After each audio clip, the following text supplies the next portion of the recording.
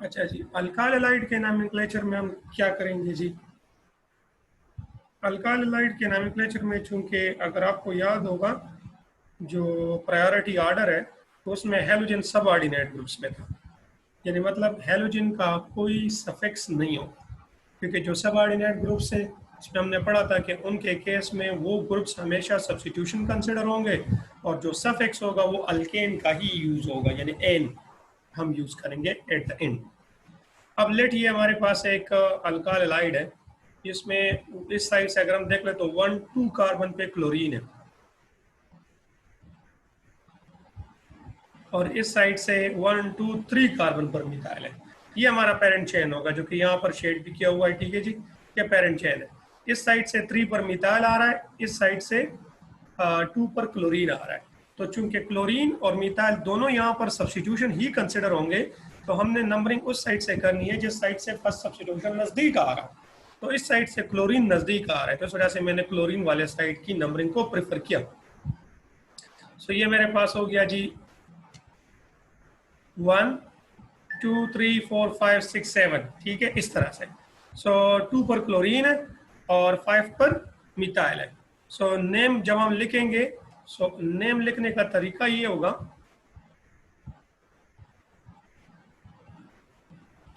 Name लिखने का तरीका ये होगा कि अगेन हमने अल्फाबेटिक ऑर्डर को फॉलो करना है, ठीक है। सो अल्फाबेटिक ऑर्डर को कैसे फॉलो करेंगे, और ये स्टूडेंट्स में ऐड कर लूं। सो 2 पर क्लोरो है और 5 पर मिथाइल है। सो अब क्लोरो सी से शुरू होता है और मिथाइल एम से शुरू होता है। सो सी पहले आता है या एम, सी पहले आता है अल्फाबेटिक ऑर्डर में। तो पहले मैं लिख दूंगा 2 क्लोरो, ठीक है, ये मैंने पहले लिख दिया, फिर हाइफन, फिर 5 मिथाइल, ठीक है।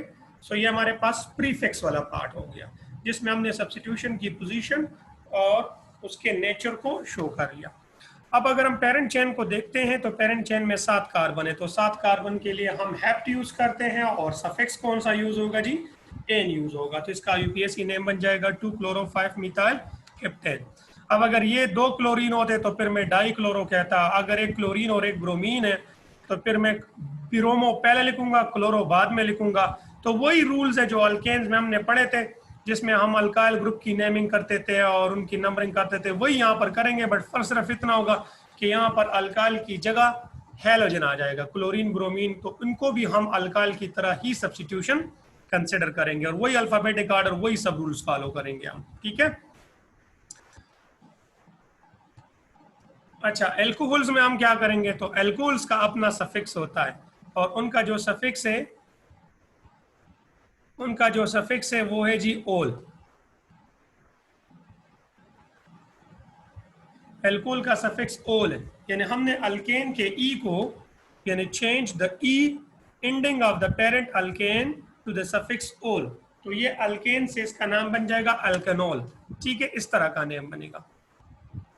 अब चूंकि अल्कोहल का जो फंक्शनल ग्रुप है जिसको हम हाइड्रॉक्सिल ग्रुप कहते हैं, ये एक प्रिंसिपल फंक्शनल ग्रुप है, तो इसका अपना सफिक्स है, इसलिए जब हम पेरेंट चेन सेलेक्ट करेंगे तो इस बात का ख्याल रखेंगे कि उसमें फंक्शनल ग्रुप मस्ट आए।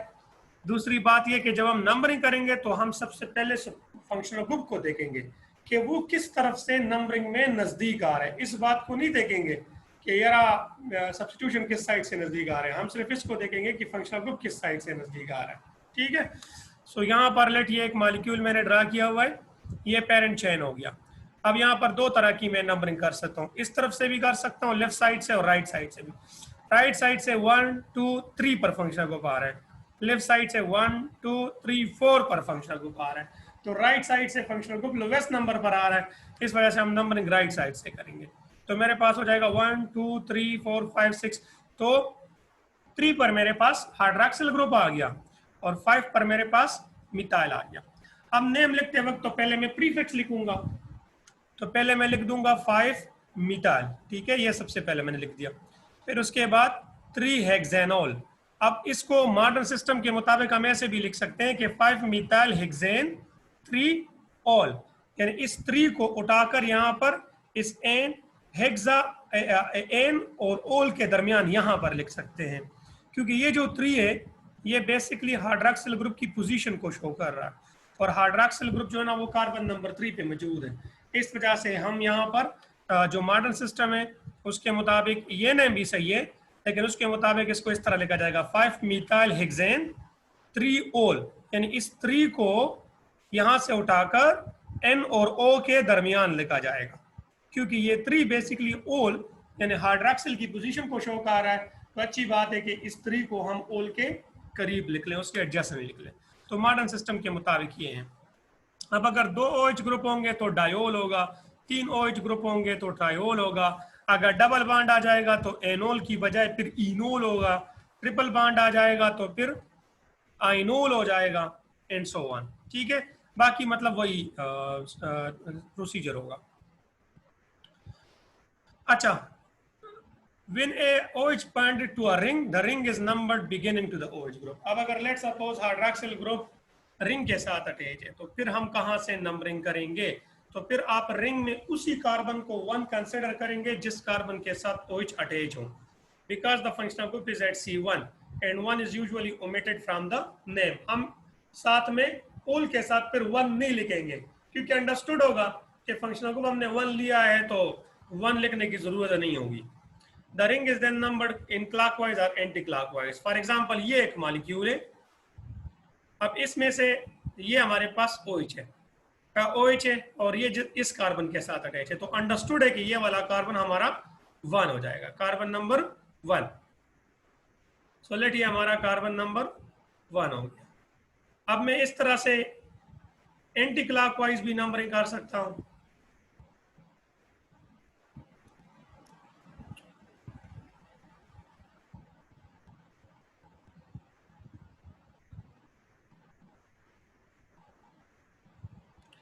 अब मैं यहाँ पर एंटी क्लॉकवाइज भी नंबरिंग कर सकता हूँ और क्लॉकवाइज भी नंबरिंग कर सकता हूँ। ये एंटी क्लॉकवाइज हो गया और क्लॉकवाइज नंबरिंग इस तरह से होगी।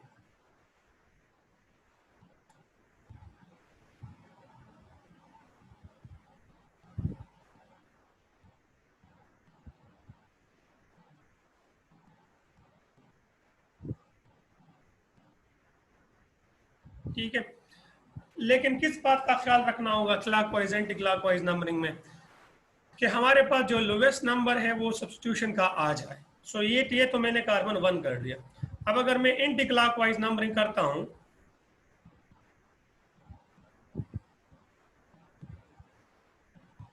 ठीक है, तो जिनको आवाज नहीं आ रही तो इट मीन्स के वहां पर नेट का इशू है ना।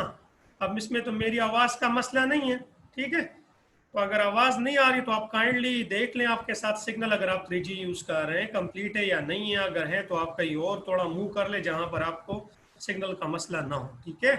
अब बाकी सब स्टूडेंट को आवाज क्लियर आ रही है, इसमें मेरा कोई कसूर नहीं है। अच्छा, सो 1 2 एंड 3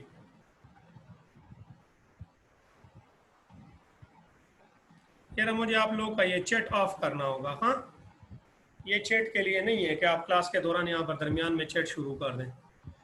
अच्छा, सो लेट ये कार्बन 1 हो गया। अब अगर मैं एंटी क्लॉकवाइज नंबरिंग करता हूँ तो 2 3 पर मिथाइल आ रहा है, ठीक है, तो नंबर मेरा पास 3 आ रहा है।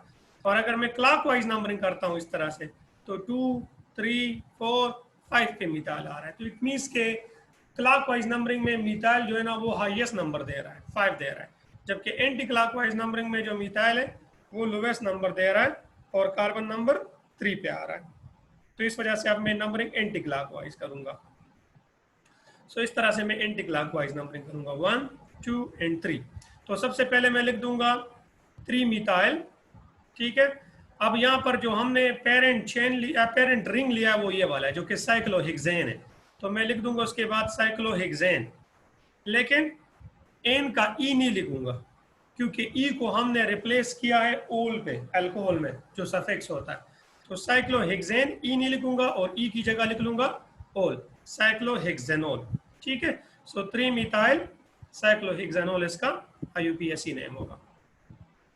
अच्छा जी, अब अगर यहाँ देख लें इस मॉलिक्यूल में तो अगेन ये वाला कार्बन अंडरस्टूड है क्योंकि इसके साथ फंक्शनल ग्रुप अटैच है, तो ये 1 होगा। तो चले ये कार्बन नंबर 1 हो गया। अच्छा, अब अगर हम नंबरिंग करेंगे एंटी क्लॉकवाइज इस तरह से तो 2 2 पर मेरे पास सब्स्टिट्यूशन आ रहा है। और अगर मैं क्लॉकवाइज नंबरिंग करता हूं ऐसे, तो 1 2 3 पर सब्स्टिट्यूशन आ रहा है। तो इसका मतलब है कि एंटी क्लॉकवाइज नंबरिंग में सब्स्टिट्यूशन लोवेस्ट नंबर 2 दे रहा है, तो इस वजह से मैं एंटी क्लॉकवाइज नंबरिंग करूंगा। सो 1 2 3 4 5। तो एक मिसाइल 2 पे आ रहा है, 2 मिसाइल 5 पे आ रहा है, तो मैं लिख लूंगा 2 5 5। देखिए 2 दफा मैंने 5 लिखा क्योंकि 2 मिसाइल है, टोटल 3 हो गए। तो trimethyl 255 trimethyl parent ring cyclohexane है, तो साइक्लोहेक्सेन, और उसका ई नहीं लिखा, ई की जगह लिख दिया मैंने ओल, तो साइक्लोहेक्सेनॉल इसका यूपीएससी नेम होगा। ठीक है। अच्छा, अब अगर अल्कोहल जिस तरह मैंने बता दिया, अगर 2 OH हो तो फिर क्या करेंगे जी? अगर 2 OH हो तो फिर डायूल यूज करेंगे, 3 होंगे तो ट्रायूल यूज करेंगे। ग्लाइकोल बेसिकली डाइहाइड्रिक अल्कोहल को कहते हैं, डायूल को कॉमन में ग्लाइकोल्स कहते हैं। So compound with 3 hydroxyl group are called triols and so on. अब फॉर एग्जांपल अगर आप इस मॉलिक्यूल को देख लें, तो इसमें 2 कार्बन है, 2 OH है, लेकिन वो OH एक कार्बन के साथ नहीं, दोनों डिफरेंट कार्बन के, तो ये 1 हो जाएगा, ये 2 हो जाएगा। तो कॉमन नेम तो इसका इथाइलिन ग्लाइकोल है, यूपीएससी नेम इसका 1,2 ईथेन डायोल हो जाएगा। अब हमने ऊल की जगह डाई लिख देना है, या इसको ईथेन 1,2 डायोल भी लिख सकते हैं, यानी इस 1,2 को इस ई और डी के दरमियान लिख दें, ईथेन 1,2 डायोल। यहाँ पर एक और चीज आप लोगों ने नोट की होगी कि जब हमारे पास एक अल्कोहल था, यानी ओल था सिर्फ, तो ओल के केस में हम अल्केन का ई नहीं लिखते थे, लेकिन जब डायोल ट्रायोल वगैरह हो जाएगा, यानी मतलब ओल के साथ भी कोई प्रीफिक्स आ जाएगा, तो फिर आपने अल्केन का ई वापस अपनी जगह पर लिख देना है, ये बहुत जरूरी है। ठीक है। सो यहाँ पर आपको ई नजर आ रहे हैं। फॉर एग्जाम्पल अगर ये एक OH होता तो फिर मैं इथेनॉल लिखता, तो उसमें ई नहीं होता, लेकिन जब 2 हो गए तो ईथेन डायोल हो गया, तो अल्केन का ई मैंने लिख दिया। इसी तरह से ये 3 OH है, 3 कार्बन है और 3 OH है, तो इसका नाम हो जाएगा, कॉमन में तो इसको ग्लाइसरोल कहते हैं, यूपीएससी में इसको 1 2 3 प्रोपेन ट्रायोल कहते हैं, या प्रोपेन 1 2 3 ट्रायोल, यानी मैं इस 1 2 3 को इस ई और टी के दरमियान भी लिख सकता हूं। अच्छा जी, ये एक मॉलिक्यूल मैंने दिया हुआ है, इसमें मैंने थोड़ा सा आइसोमेरिज्म भी शो किया हुआ है, ये साइक्लिक है लेकिन 2 है, इसमें से एनी वन, ये 1 हो जाएगा, ये 2, या ये 1 हो जाएगा, ये 2, तो इसका नाम होगा 1 2, और चूंकि 5 मेंबर्ड रिंग है तो साइक्लोपेंटेन डायोल, बट इसमें सिस ट्रांस आइसोमेरिज्म भी हो सकता है। अब यहाँ पर देख लें, ये जो है ना, ये जो सॉलिड लाइन शो हो रहा है, इसको वेज बॉन्ड कहते हैं। मैंने प्रीवियसली बताया भी था शायद, वेज बॉन्ड का मतलब है कि ये प्लेन के बाहर है, आउट ऑफ प्लेन है।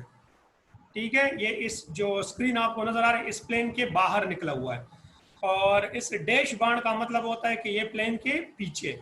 तो यहाँ पर दोनों OH ग्रुप एक रिंग के प्लेन के ऊपर है, यानी आपकी तरफ पॉइंट कर रहा है, और एक रिंग के प्लेन के पीछे है, तो दोनों अपोजिट साइड पे हो गए ना, तो ये ट्रांस हो गया। इस वजह से मैंने स्टार्ट में ट्रांस लिख देना है। सो ट्रांस 1 2 साइक्लोपेंटेन डायोल। अगर ये दोनों बॉन्ड विज शो किए हुए होते, यानी ये भी सॉलिड लाइन और ये भी, या दोनों बॉन्ड्स को डैशेस से शो किया हुआ होता, तो फिर ये सिस 1 2 साइक्लोपेंटेन डायोल होता। तो आपने आइसोमेरिज्म को भी शो करना है अगर किसी मॉलिक्यूल में आइसोमेरिज्म पॉसिबल है। ठीक है जी। और अगर ये 2 OH ग्रुप, मतलब OH नहीं होते, मतलब एक OH होता और एक यहाँ पर लेट क्लोरीन होता, तो फिर मैं सिस ट्रांस नहीं लिखता, फिर मैं EZ लिखता हूं, जो कि मैंने आप लोगों को बताया था। अच्छा, नॉमेनक्लेचर ऑफ एमीन्स। एमीन्स की नॉमेनक्लेचर हम कैसे करेंगे जी? सो एमीन का जो सफिक्स है वो है एमीन ही है, AMINE। तो हमने अल्केन के ई को रिप्लेस करना है एमीन पे। ठीक है, तो नाम बन जाएगा अल्केनेमीन, इस तरह का नेम बनेगा अल्केनेमीन, यानी ये जो अल्केन का ई है इसको हमने रिप्लेस कर देना है बाय एमीन। ठीक है, सो अल्केनेमीन इसका यूपीएससी नेम बनेगा। वो सेकंड ईयर के बुक में इसका जो यूपीएससी नॉमेनक्लेचर है वो गलत है, शायद आप लोग को याद होगा। फॉर एग्जांपल ये सबसे छोटा एमीन है CH3NH2। सो अब इसमें से CH3 को मिथाइल कहते हैं, तो कॉमन नेम में तो इसका मिथाइल एमीन हो जाएगा।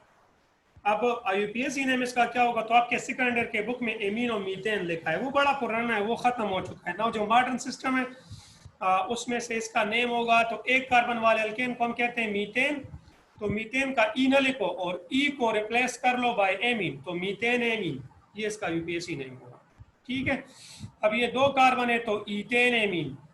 अब यहाँ पर देख लें, यहाँ पर हमने पेरेंट चेन सेलेक्ट करना होगा क्योंकि यहाँ पर ब्रांचेज आ गई, लेकिन पेरेंट चेन ऐसा सेलेक्ट करेंगे कि उसमें फंक्शनल ग्रुप वाला कार्बन आ जाए। ठीक है, तो ये हो जाएगा जी 1 हो जाएगा, फिर ये हो जाएगा 2 और ये जी आपका हो जाएगा 3। ठीक है, मैंने यहाँ से 1 क्यों शुरू किया, क्योंकि इसके साथ फंक्शनल ग्रुप अटैच है।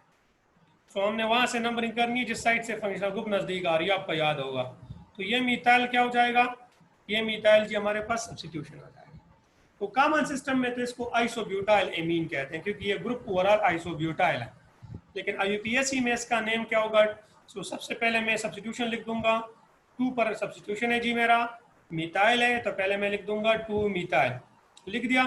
फिर उसके बाद फंक्शनल ग्रुप कार्बन 1 पे है तो 1 प्रोपेन एमीन, या फिर मैं ऐसे भी लिख सकता हूँ कि प्रोपेन और इस 1 को उठाकर यहाँ पर लिख दूँ, प्रोपेन 1 एमीन भी लिख सकता हूँ मॉडर्न सिस्टम के मुताबिक, 2 मिथाइल प्रोपेन 1 एमीन भी लिख सकता हूँ। ठीक है, अच्छा अगर साइक्लिक रिंग के साथ अटैच हो तो उस वही तरीका कार होगा। कॉमन सिस्टम में तो साइक्लोहेक्साइल एमीन हो जाएगा। आईयूपीएससी में क्या होगा, तो हम लिख देंगे साइक्लोहेक्सेन, लेकिन उसका ई नहीं लिखेंगे और उसकी ई की जगह लिख देंगे एमीन, तो साइक्लोहेक्सेन एमीन, ये इसका यूपीएससी नेम होगा। ठीक है जी,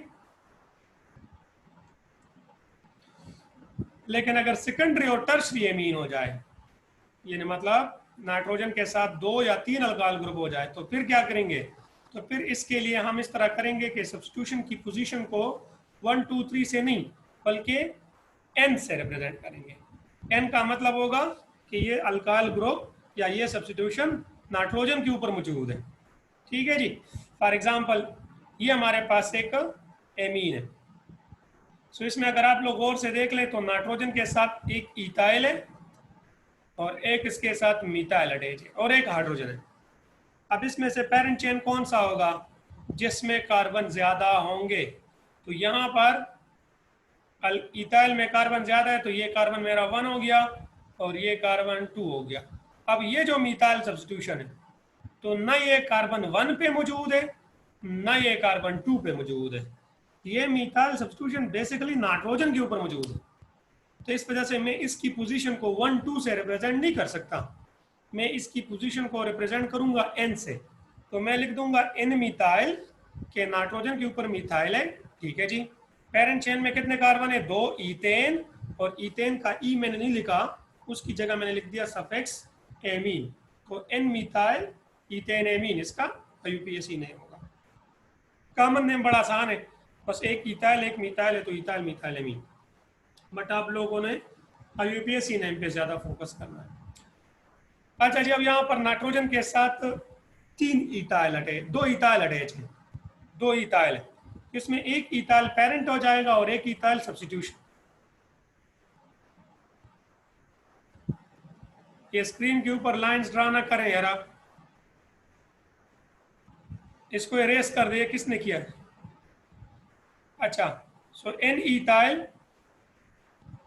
नाइट्रोजन के ऊपर इथाइल हो गया एक, तो एक इथाइल सब्स्टिट्यूशन हो जाएगा तो एन इथाइल, और दूसरा जो है ना वो पेरेंट हो जाएगा इथेन, सो एन इथाइल इथेन एमीन, ये इसका यूपीएससी होगा। और मतलब कॉमन में तो आसान है बट डाई इथाइल एमीन हो जाएगा। इसी तरह से यहाँ पर 3 इथाइल है तो एक पेरेंट हो जाएगा 2 सब्स्टिट्यूशन। अब चूंकि 2 सब्स्टिट्यूशन हो जाएंगे तो मैं 2 दफा एन एन लिखूंगा, तो N N di ethyl ethane amine. ठीक है, अच्छा जी, इस वाले को देख लें, ये थोड़ा मुख्तलिफ है, इसमें नाइट्रोजन के साथ एक मिथाइल अटैच है सब्स्टिट्यूशन, एक प्रोपाइल अटैच है और एक इथाइल अटैच है, लेकिन प्रोपाइल आप लोग देख ले तो एन प्रोपाइल, तो इसका नाम क्या हो जाएगा, इथाइल मिथाइल प्रोपाइल एमीन। ठीक है, ये कॉमन नेम हो जाएगा, बट आईयूपीएससी नेमिंग कैसे करेंगे। अब इसमें देखना है कि कौन सा कार्बन चेन सबसे लंबा है, आप उसको पेरेंट कंसिडर कर दोगे। सो चूंकि ये प्रोपाइल वाला चेन सबसे लंबा है तो ये पेरेंट हो जाएगा, तो इसमें से ये हो जाएगा कार्बन 1 ये हो जाएगा कार्बन 2 और ये हो जाएगा, ये 2 थोड़ा लंबा हो गया, कार्बन 3। मैं इसको इरेज कर दूं।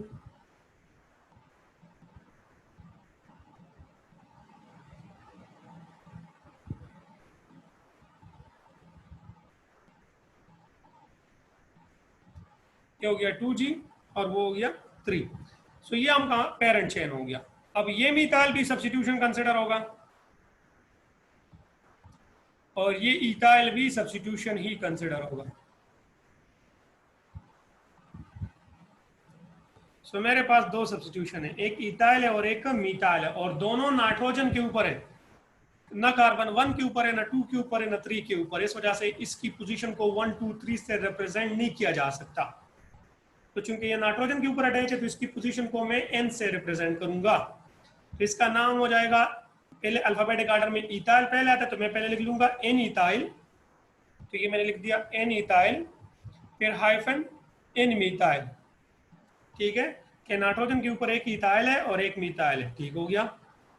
फिर पेरेंट चेन में कितने कार्बन है जी? एक तो प्रोपेन, प्रोपेन का n न लिखे, उसकी जगह लिख ले एमीन। लेकिन ये एमीन किस कार्बन के साथ अटैच है? क्योंकि ये 2 पर भी तो नाइट्रोजन अटैच हो सकता था, तो इसकी पोजीशन भी शो करना जरूरी है। तो 1 प्रोपेन एमीन।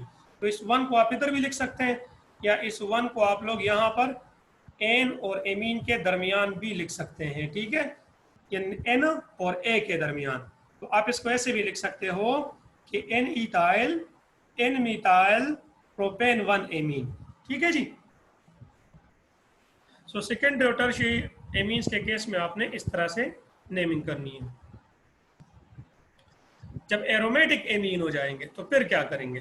ठीक है, सो एराइल एमीन, फॉर एग्जांपल ये बेंजीन के साथ NH2 अटैच है, तो इसका कॉमन नेम एनिलीन है, और यही नेम IUPAC में भी यूज होता है। तो आप इसको सिंपली एनिलीन भी कह सकते हो, लेकिन इसके अलावा आप इसको बेंजीन एमीन भी कह सकते हो, क्योंकि ये बेंजीन के साथ NH2 अटैच है। तो बेंजीन लिखो, लेकिन बेंजीन का ई ना लिखो, उसकी जगह लिखो एमीन, तो बेंजीन एमीन।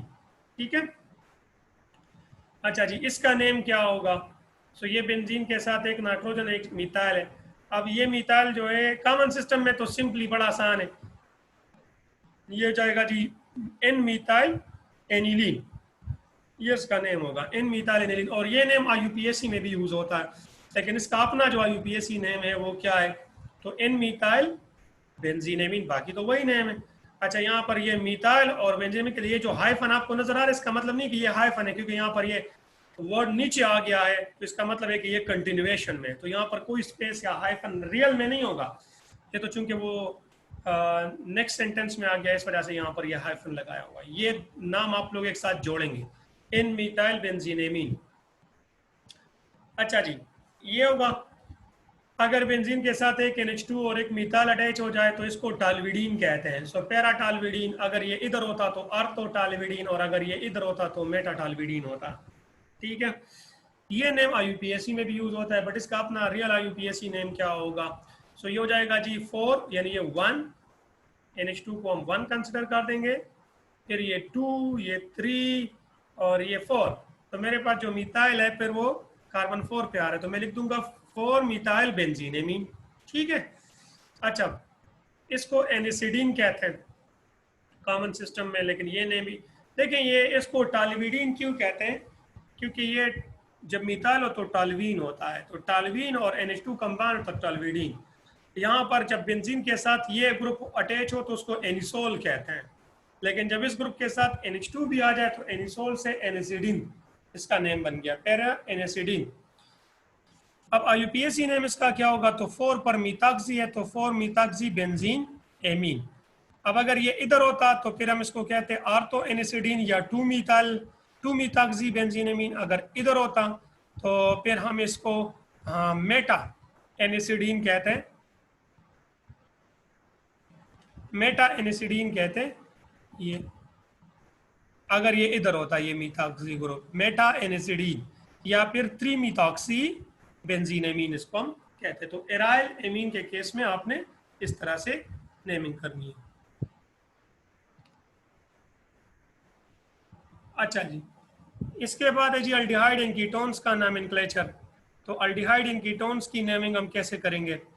सो अल्डिहाइड की नेम के लिए जो सफिक्स है वो है एल यानी एल, ठीक है। तो आपने अल्केन के ई को रिप्लेस कर देना है बाय व्हाट? By L. तो नेम इस तरह से बन जाएगा अल्केनेल, ठीक है। So the aldehyde functional group is given at number 1, क्योंकि ये हमेशा चेन के आखिर में होता है, इन सब मॉलिक्यूल में आपको नजर आ रहा है। तो इस वजह से अल्डिहाइड का फंक्शनल ग्रुप हमेशा 1 पोजीशन पर ही होगा। तो इस वजह से 1 लिखने की जरूरत नहीं होगी, क्योंकि जो फंक्शनल ग्रुप 2 पर हो ही नहीं सकता, 3 पर हो ही नहीं सकता, हमेशा 1 पे होगा, तो इसके लिए 1 लिखने की जरूरत भी नहीं है। लेकिन अगर ये अल्डिहाइड का जो फंक्शनल ग्रुप है ये रिंग के अंदर तो नहीं आ सकता, क्योंकि इसके साथ एक हाइड्रोजन का होना जरूरी है। रिंग के अंदर कीटोन का आ सकता है, लेकिन अल्डिहाइड का फंक्शनल ग्रुप रिंग के अंदर नहीं आ सकता, लेकिन रिंग के साथ अटैच हो सकता है। रिंग के साथ अटैच हो तो फिर क्या करेंगे?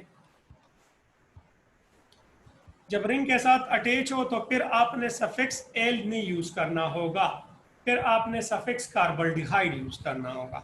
और इसका रीजन क्या है, ये जब मैं आगे आपको एग्जांपल समझाऊंगा तो इसमें मैं आपको ये क्लियर कर दूंगा कि रिंग में हम सफिक्स एल क्यों यूज नहीं कर सकते, सफिक्स कार्बल्डिहाइड क्यों यूज करते हैं।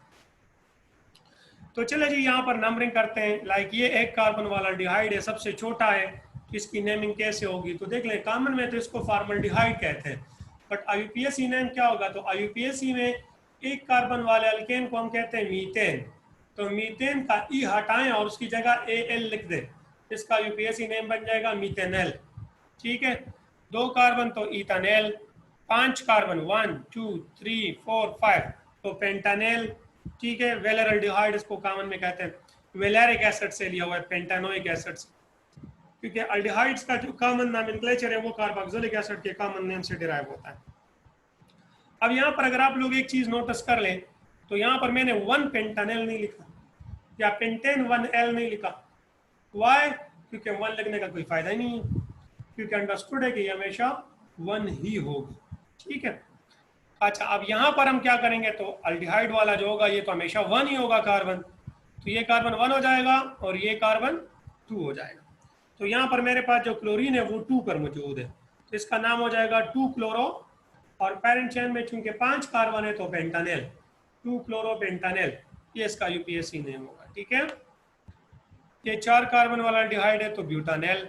अब इसमें से एक सब्स्टिट्यूशन आ गया है, तो 1 2 3, ये मिथाइल सब्स्टिट्यूशन कार्बन नंबर 3 पे है, तो इसका नाम हो जाएगा 3 मिथाइल, और पेरेंट चेन में चूंकि 4 कार्बन है तो ब्यूटानेल, ये इसका यूपीएसी नेम होगा। बट अगर आप इन नेम्स को देख लें, लाइक मैं आप लोग को शो कर लूँ इथानेल, सो इथानेल में 2 कार्बन है तो मैंने इथेन लिख दिया, और एल सिर्फ इस फंक्शनल ग्रुप को रिप्रेजेंट कर रहा है। तो इसका मतलब ये हो गया कि जब हम सफिक्स एल यूज कर रहे हैं तो इसमें पेरेंट चेन के जितने भी कार्बन होंगे वो सब कार्बन हमने एल से पहले रूट वर्ड में मेंशन करना होगा, यानी सारे कार्बन इंक्लूडिंग फंक्शनल ग्रुप वाला कार्बन भी उस रूट वर्ड के अंदर आ जाता है। मैं फिर अपनी बात रिपीट कर रहा हूँ, लाइक ये इथानेल है तो इसमें एक कार्बन ये CH3 वाला है और एक कार्बन फंक्शनल ग्रुप वाला है, तो इस मॉलिक्यूल में टोटल 2 कार्बन है, तो मैंने इथेन लिख दिया, इथानेल, मतलब वो दोनों कार्बन मैंने इंक्लूड कर दिए इसके अंदर, ठीक है। अब अगर मतलब जब रिंग होगा तो फिर ये सिमिलरली यहाँ देख ले 5 कार्बन है टोटल, 1 2 3 4, और 5वां कार्बन इस फंक्शनल ग्रुप वाला कार्बन हो गया, कार्बोनाइल वाला, तो टोटल 5 कार्बन है तो मैंने पेंटानेल लिख दिया। इसका मतलब ये हो गया जब मैं सफिक्स एल यूज करूंगा तो एल से पहले जो रूट वर्ड यूज करूंगा उसमें पेरेंट चेन के अंदर जितने भी कार्बन होंगे सब कार्बन एटम्स को मैं मेंशन करूंगा, ठीक है। लेकिन जब रिंग हो तो फिर क्या करेंगे? सो रिंग के केस में लाइक अब ये 6 कार्बन है साइक्लोहेक्सेन, और 7वां कार्बन यहाँ पर फंक्शनल ग्रुप का है। अब अगर मैं इसको साइक्लोहेक्सानेल कह दूं तो ये गलत होगा, क्योंकि साइक्लोहेक्सानेल का मतलब है कि इसमें 6 कार्बन है और इस 6 कार्बन में फंक्शनल ग्रुप वाला कार्बन भी होना चाहिए, लेकिन यहाँ पर तो टोटल 7 कार्बन है, एक फंक्शनल ग्रुप वाला भी है, तो वो तो इसके अंदर नहीं आया, वो तो इस नेमिंग में नहीं आया। तो अगर आप कह रहे कि 7 है तो मैं साइक्लोहेक्टानेल कह दूं तो भी गलत है, क्योंकि इसके अंदर जो रिंग है वो साइक्लिक 6 मेंबर्ड है, 7 मेंबर्ड नहीं है। तो यहाँ पर चूंकि फंक्शनल ग्रुप वाला कार्बन रिंग के बाहर है, तो अगर मैं साइक्लोहेक्सानेल कहता हूँ तो ये गलत होगा क्योंकि इसमें फंक्शनल ग्रुप वाला कार्बन नहीं आएगा। तो यहाँ पर मैं सफिक्स एल इसलिए यूज नहीं कर सकता। तो क्या करूंगा जी, अब यहाँ पर मैं सफिक्स अल्डिहाइड कार्बल्डिहाइड यूज करूंगा। तो इसका नाम हो जाएगा साइक्लोहेक्सेन, और साइक्लोहेक्सेन पूरा लिख देना है, ई भी लिख देना है, उसके बाद आगे लिख देना है कार्बल्डिहाइड।